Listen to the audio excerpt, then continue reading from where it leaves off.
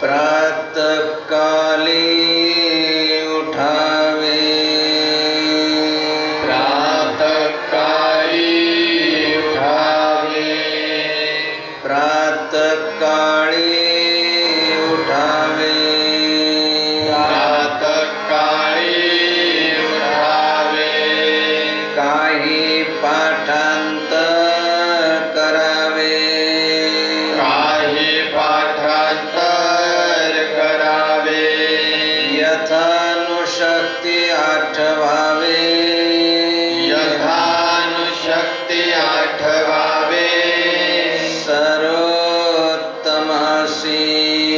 सर्वोत्तमासी. प्रातःकाळी उठावे, काही पाठांतर करावे, यथानुशक्ती आठवावे, सर्वोत्तमासी. काल या पावन पवित्र तपोभूमीमध्ये, तीर्थक्षेत्रामध्ये गुरुदेवांच्या बाबांच्या पुण्यस्मरणाच्या निमित्तानं आणि दत्त जयंतीच्या निमित्तानं जपाला, तपाला, अनुष्ठानाला सुरुवात झाली. जे अनुष्ठानाला बसले त्यांना अनुष्ठानाचा प्रथमतः महिमा सांगण्यात आला. जपाचा, तपाचा, अनुष्ठानाचा. तप का ही जीवन भला, जो करी जाने कोय, तपसे चमके आत्मा, माया का मल धोय.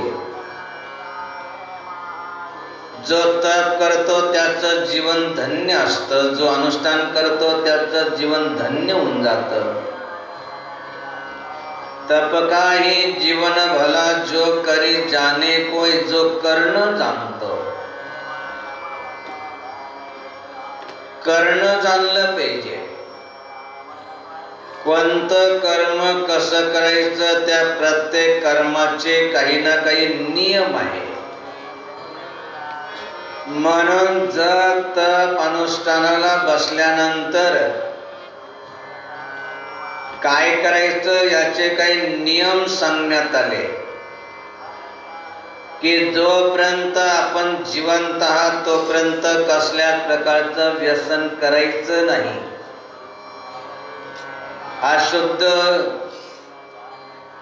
आहार सेवन करायचं नाही. शुद्ध सात्विक शाकाहार सेवन करायचंय जोपर्यंत जिवंत आहे तोपर्यंत. जोपर्यंत अनुष्ठान काल चालू आहे तोपर्यंत अंतर्बाह्य शुद्धतेचं पालन करायचंय.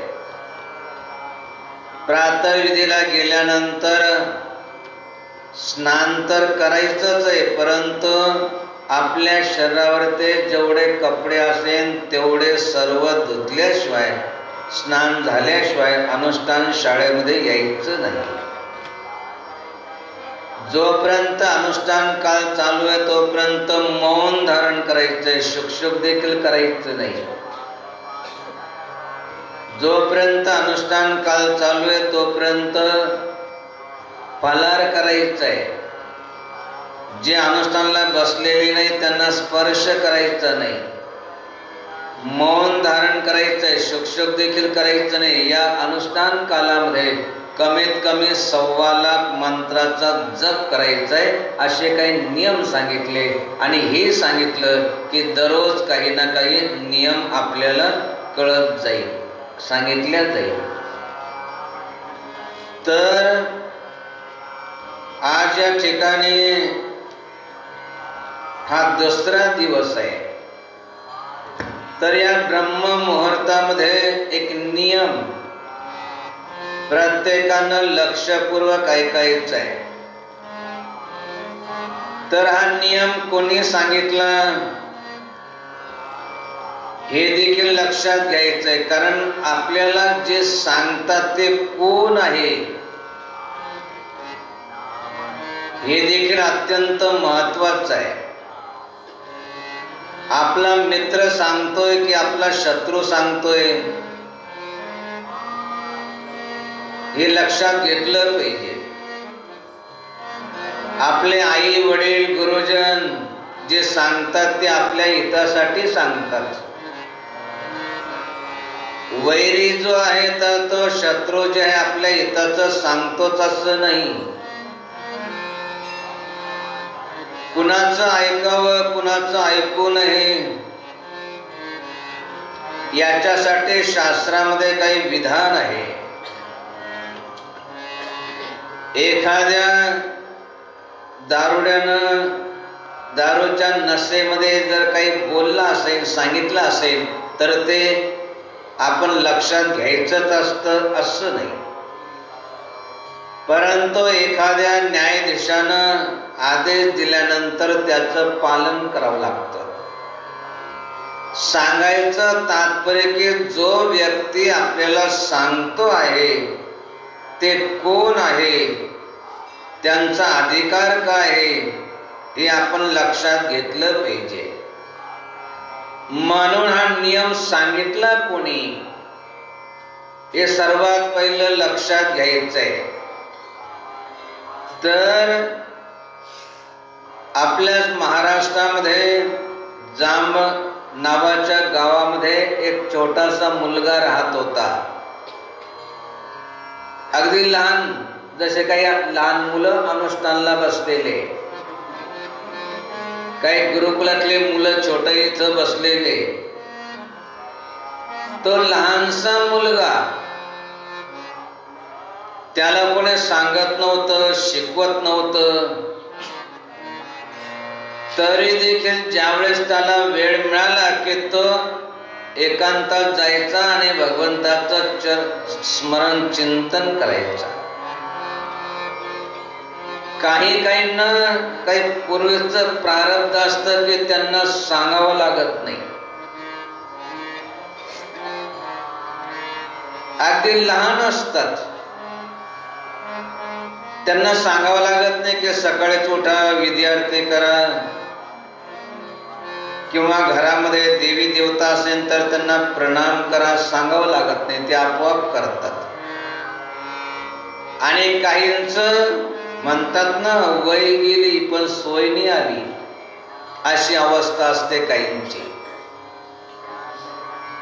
तो छोटासा मुलगा नेहमी अशा प्रकारे भगवंताचं चिंतन स्मरण करायचा. एक दिवस स्वयंपाकाला थोडासा वेळ होता, म्हणून तो जेवायला वेळ आहे, अजून स्वयंपाकाला वेळ आहे, म्हणून जिथं कोणी येणार नाही, गावाच्या बाहेर एक पडकं मंदिर होतं, त्या ठिकाणी जाऊन बसला. आणि बसल्यानंतर ध्यानामध्ये एवढा तल्लीन झाला की संपूर्ण रात्र कशी निघून गेली काहीच कळालं नाही. ज्यावेळेस आनंद मनामध्ये निर्माण होतो त्यावेळेस वेळ कसा निघून जातो काही वेळ कळत नाही. काही एवढे एकाग्र होतात अनुष्ठानामध्ये, 7-8 दिवस कसे निघून जातात कळतही नाही. सांगायचं तात्पर्य की संपूर्ण रात्र कशी निघून गेली काहीच कळालं नाही. इकडं आईनं सर्व ठिकाणी शोध केला, परंतु पुढे सापडला नाही.